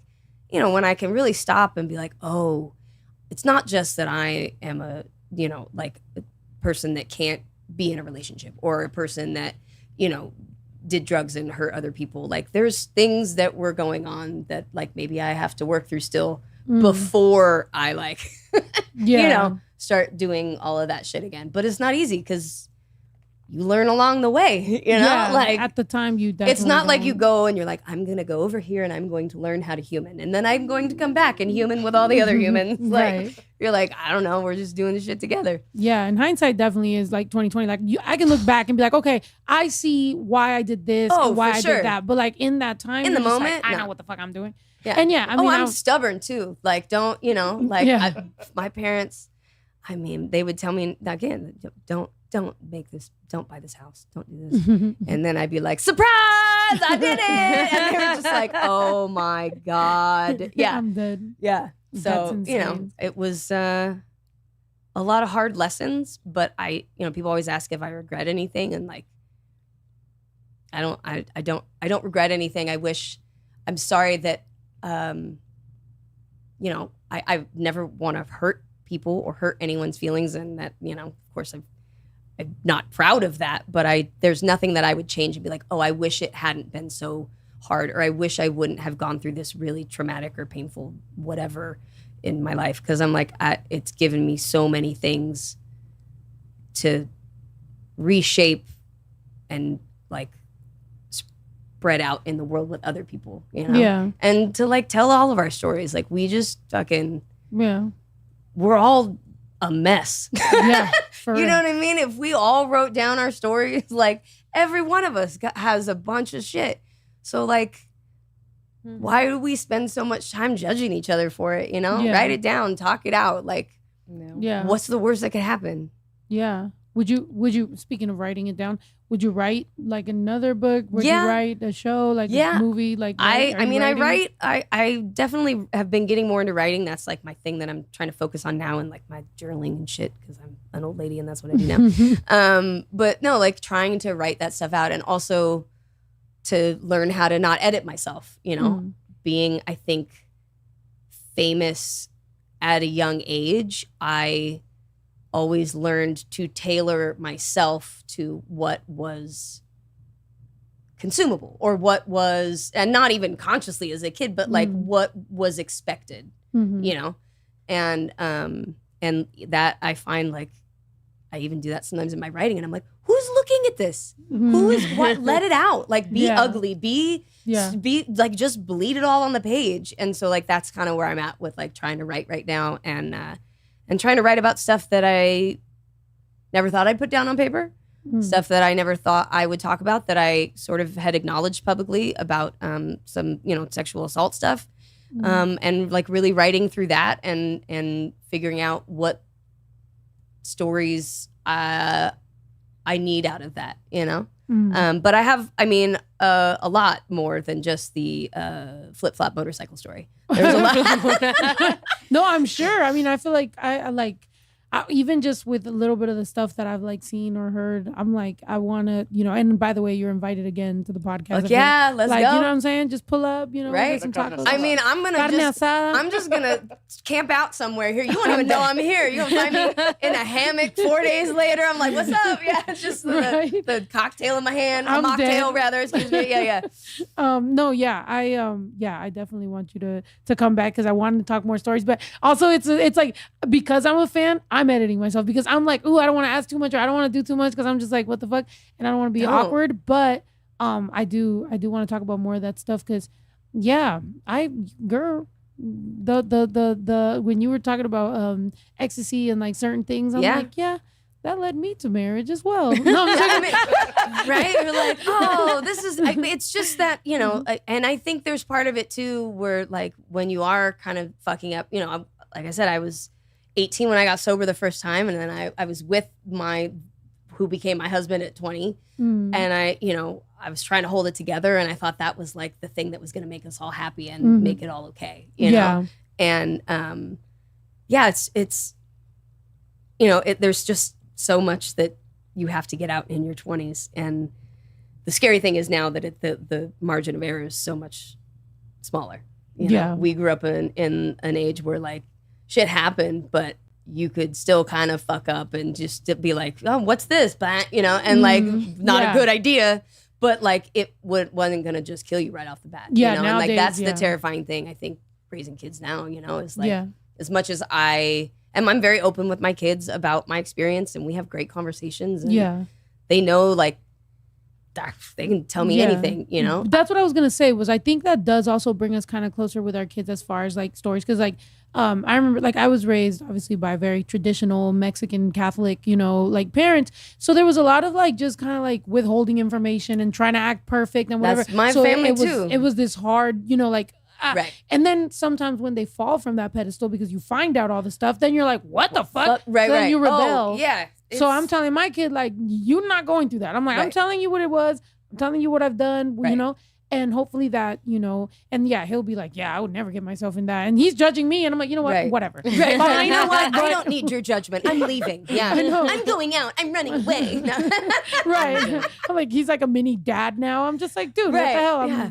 But no, it's a trip raising kids when you have kind of been a little bit of a wild child, but it gives you an idea of like, oh wait, what if you have been fortunate enough to stop and kind of evaluate yourself, and some people don't, but to kind of look back and be like, what was it that I was searching for, and how do I get that, or how do I acknowledge it and like talk to my kid about maybe what it is that they're searching for or whatever. And also the hardest part of parenting is like shutting the fuck up, you know what I mean? Like just being like, oh, that's great choice. Right. And hearing them.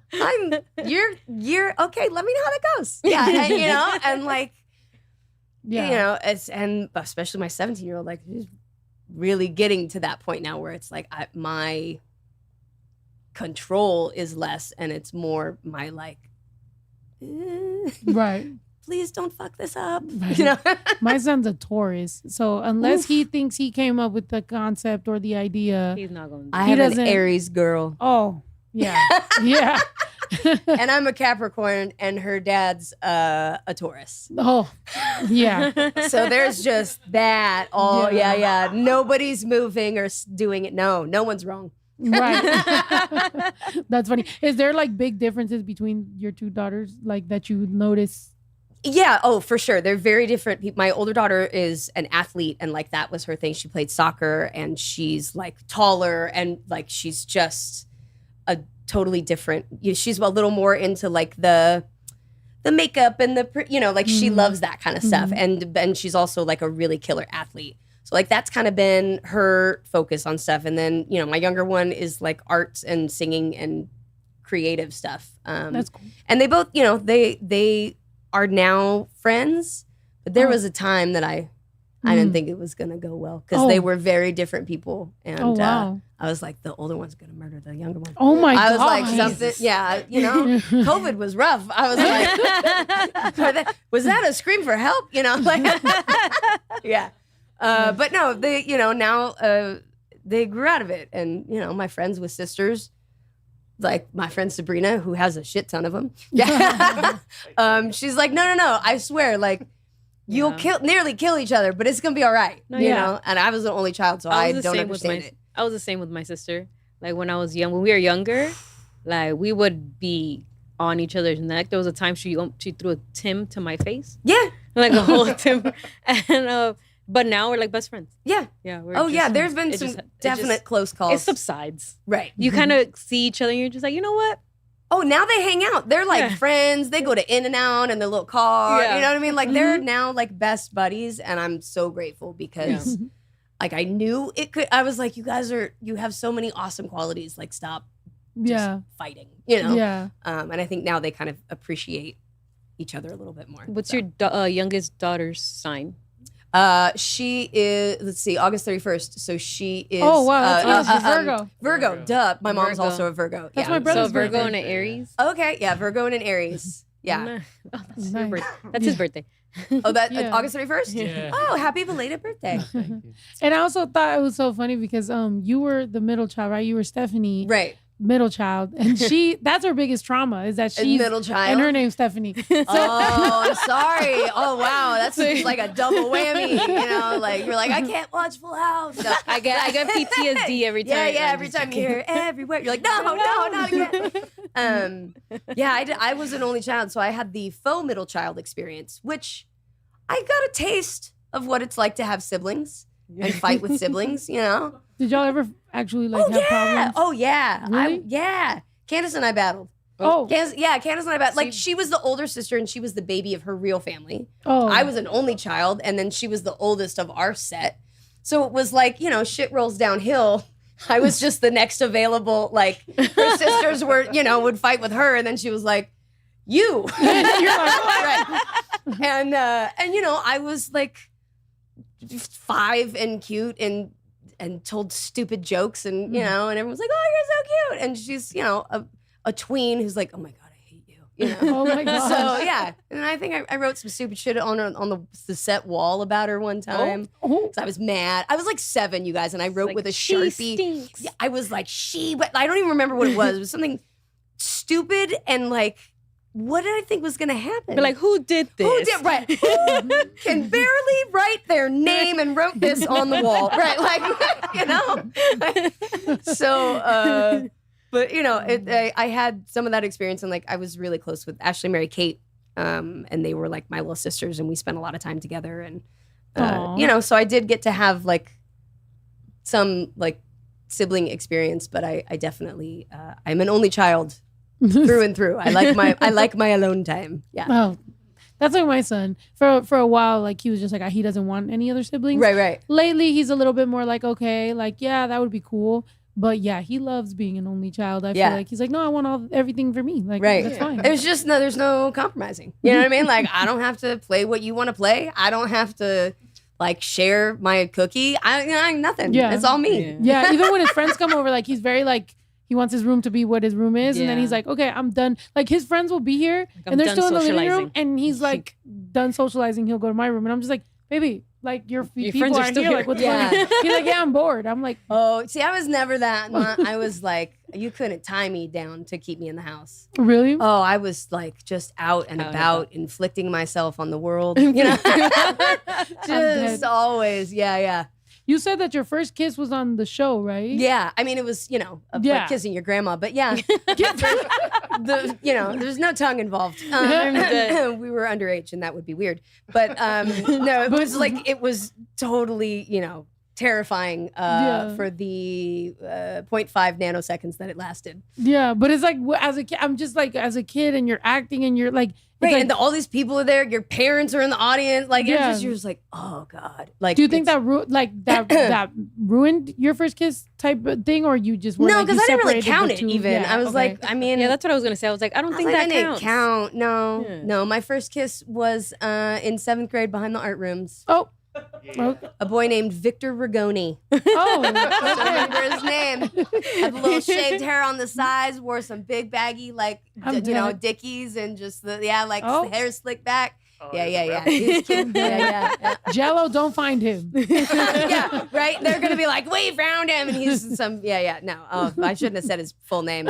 Oh well, sorry, bro. Oops. Sorry, bro. I forgot. It's the internet, but whatevs. Yeah, it's not my problem. No, but yeah, like I, didn't really count that. Like that was like work and pretend life, and that's dope though to like differentiate. Speaking of differentiate, could you tell them apart the two? Yeah. The twins? Yeah. Okay. I could tell them apart. Like the fact she knew right away. I was like, could you tell them from first? the back of their head? I could tell them apart. Really? Yeah. I just they were just different people, and they're fire. fraternal twins. Yeah. And they just like I mean when you know them from 9 months old, like you just that's sort dope. of know. Yeah. Because if we're trying to we were gonna try to have babies, and right. she I was like, oh, what about twins? And she's just like, no, because I want them to be different. And she's you could tell that it's a middle child thing, that she's just like they have to have their own identities. Yeah, right, exactly. Very much that. I think so. And also, I just saw a TikTok of this girl that was having twins, and she said that one of the babies got lodged in her ribs and broke a couple of her ribs. I don't want broken ribs. Oh, yeah. Well, but that can happen with a single. Oh. Not to ruin your plans. Yeah. It's fuck it. 1, 2, 7. Who knows? Hey, you know? 7. No, I'm just kidding. She said it here. Yeah. No, it's. I always thought twins would just be really hard. Twins would be overwhelming, but awesome if you have like 2 people that are like there and showing up and doing the thing. But if you don't, But she's scared of having a girl. Me, yeah. Yeah. What if it's twins and it's 2 girls? Oh, Right. how's that gonna? I mean, no. I'm not scared of having a daughter. What I'm saying is just I'm not very girly stuff. So I'm it's not like if either. she I wants, can't. Like, I don't know how to braid my kids' hair. My kids went out. My mom was like, "Are you letting them out like that?" And I was like, "They didn't want to comb their hair. I don't want to fight about it. I don't give a shit." Like, you know, they're just looking all wild. Now, of course, they do all that stuff, but no, they.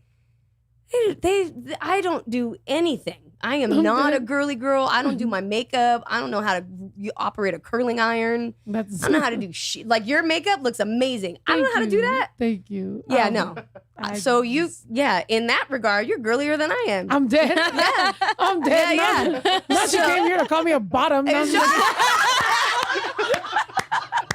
I didn't say that. No. Your dick's bigger than mine. But if we made a compilation of how many people have come on this podcast to somehow call me, I'm like no. I would, but no, you're not. But as far as, you know, like that kind of stuff, like I'm just not good at it. So, yeah. But my girls aren't necessarily really super girly either, because that wasn't Yeah. a priority in our house. It wasn't, you That's know, they dope. like doing it. They like makeup and it's fun, but like it wasn't. Yeah, and it's not like the girl. I'm dead. Yeah, Look, girls- Jello. 4th time being called a bottom on Every Night Nights. If you start counting like how like other people that have kind of said it, then the number starts to grow. But no, You might want to look at that. I Sam. think right. I'm like, geez. Like, wait, no. No, I think that's dope. And I'm not scared of having a daughter. Like, I mean, whatever would be healthy, and I hope that everything turns out well, you know, and that's all I can pray for. Yeah. But I mean, No, it's I've had a overwhelming. son and I played sports and I'm, you know, very soccer. Yeah, by the way, he didn't even like soccer. So I also just didn't even, that Well, wasn't maybe even a maybe thing the for me. girl will. Yeah, Yeah. exactly. Soccer. Dude, my older daughter is an athlete. She did Krav Maga. She was doing Taekwondo. Like, that's that fine. kid could Badass. fight. Oh, shoot. Yeah, she's like 5, almost 5'9", and like, you know, That's dope. she would just plow kids over on the soccer field. Oh, damn. She broke one little girl's arm accidentally. Just Oh my like Teflon, gosh. just bounced this kid right off. Of her. And, yeah, poor little girl. She felt, my daughter felt so bad, but like, yeah, That's she dope. was, you know, you can still have the little athletic girls. Yeah, I mean, yeah. So that would Yeah. be dope. There's still time to get kicked off the AYSO sidelines. You know what I mean? Dead. Yes, I'm dead. Yeah, AYSO. I would definitely remember that. Wait, so then you guys shot everything in LA. So then what the hell? Why was it the San Francisco? Why was the Painted Ladies? Well, so we did like a couple exterior shots. So like we went up there and shot an episode once, and there was like some outside stuff, and then we shot like some of our like opening credits and like the little picnic scene where the Painted Ladies and stuff. Yeah. But the actual Full House is on a different part of the city. I'm not even sure where, but it's like, I don't know, 20 minutes on the other, like across town. And they used to get like thousands of Oh my tourists that go Really? by. Yeah, they like repainted the house, and it was like on the bus tours of San Francisco. It That's was, like, insane. and some poor bastard lived there. I was like, Oh. Yeah. Damn. I went to, where did I go? Albuquerque once, and I was a huge Breaking Bad fan. So I went to so go great. see the Breaking Bad house, right? and that lady was so pissed. Yeah, she she's was in front of the house like this the entire time while everybody's like taking pictures like this, and she's like this. I took a picture and you could see the lady like this in the background. just angry face in the background. No, because she gets mad because a lot of people also throw pizzas at the house. Right. And because so- people are dumb, and you're like, come Like, on, you just gotta it's ruin not it the for actual everybody. house, you know? Yeah. Like someone has to go get that pizza off Right. the fucking She ceiling. was like, the amount of times people have thrown pizzas at my house, every time I'd be somebody. pissed about What's the that. pizza thing? There's From an Breaking Bad, episode yeah. in Breaking Bad where I forget I who don't- does it. I'm like, It throws the pizza on the roof. Yeah. So now fans think it's funny and they go and throw pizzas They on throw her. pizza at me. I've gone to the Full House before. One of my best friends, Brooke, lives up there, and he will take us like touring around the city, and I always stop by the Full House, and I get out of the car, and he and I will take a picture. But if there's somebody there, I'll be like, "Hey, you want me to take your picture?" And like, they won't. Can you imagine? Oh my god! What? And and then they'll be like, yeah, it's really fun. So yeah, that's all. Or when we were shooting in front of the house, we were doing a whole big Fuller House thing too up there, and we were shooting in front of the house, and we were in the red car, and there was a shot of us driving away for some promo thing, and so we're all in the car.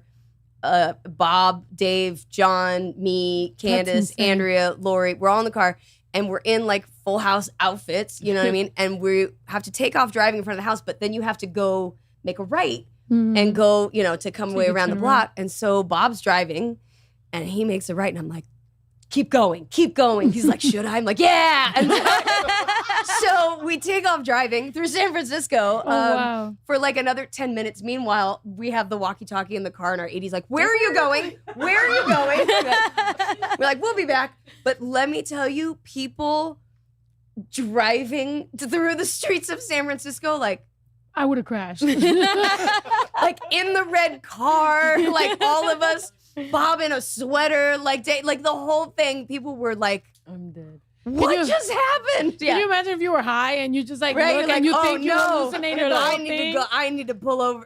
You're like, there's no way. It can't be, and it is. Yeah, that's insane. That's so fucking awesome. Yeah, aw.